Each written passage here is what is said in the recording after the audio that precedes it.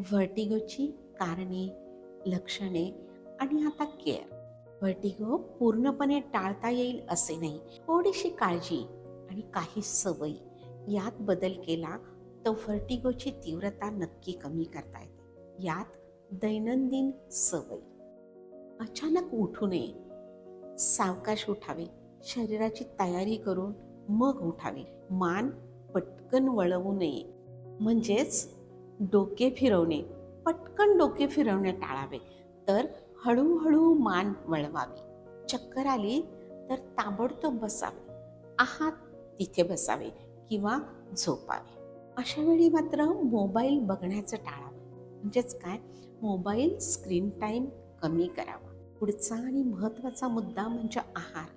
वेळेवर आहार घ्यावा, पुरेसे पाणी घ्यावे, जेवणात मीठ, चहा, कॉफी याचे प्रमाण कमी करावे.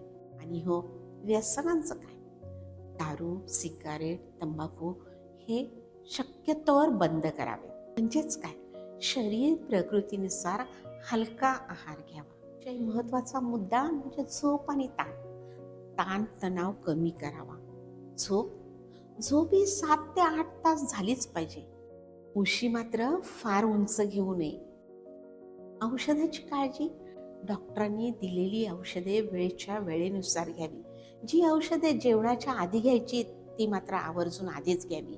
जेवणानंतरची औषधे लगेच घेण्याचा प्रयत्न करावा. औषधे स्वतः सुरू करू नयेत किंवा स्वतःच्या मनाने बंदही करू नये. तर अशी ही छोटीशी काळजी. यानंतरची काळजी आपण पुढे बघतोय.